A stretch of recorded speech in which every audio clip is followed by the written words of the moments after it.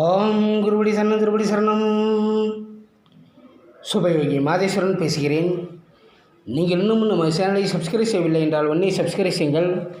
பக்கத்தில் உள்ள bell button அழுத்தி வாருங்கள் வீடியோக்கள் போகலாம். அதாவது 10/5/2024 சித்திரை மாதம் 27ஆம் நாள் வெள்ளிக்கிழமை அட்சய திருதியை. இந்த அட்சய திருதியில் தங்க நகை வாங்கினால் மேலும் மேலும் தங்கம் சேரும் என்று சொல்வது உண்மையா? உண்மை என்றால் கடந்த வருடம் அட்சய திருதியில் தங்க நகை வாங்கியவர்கள் ஒரு வருடத்தில் எவ்வளவு தங்க நகைகள் வாங்கினீர்கள்? திருதியை திதி சூனிய ராசிகள் சிம்மம் மகரம் ஆகும்.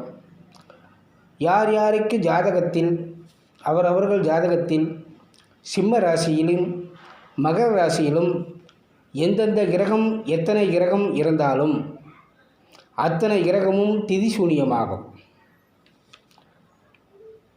ஆகிவிடும். குறிப்பாக சிம்மம் மகரத்தில் குரு திருதியை திதி அன்று இருந்தால் குருவுக்கு திதி சூனியம் ஆகும். தங்கத்துக்கு அதிபதி குரு பகவான் தான்.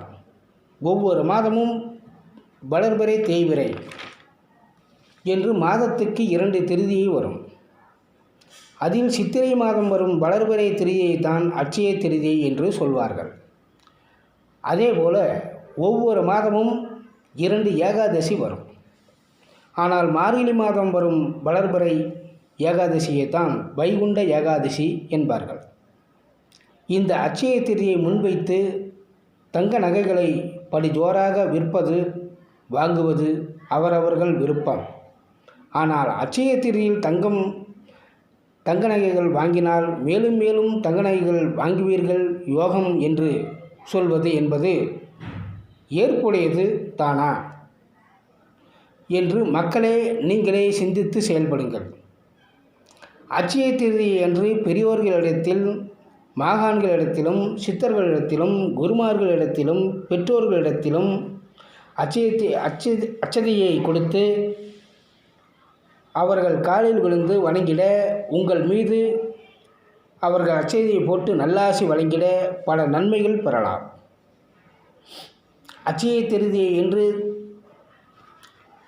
தங்கம் வாங்கினால் தங்கம் சேரும் என்பது உண்மையா பொய்யா என்று மக்களிடத்திலேயே விட்டுவிடுகிறேன். வாழ்க வளமுடன். மீண்டும் மற்ற பதிவில் சந்திப்போம்.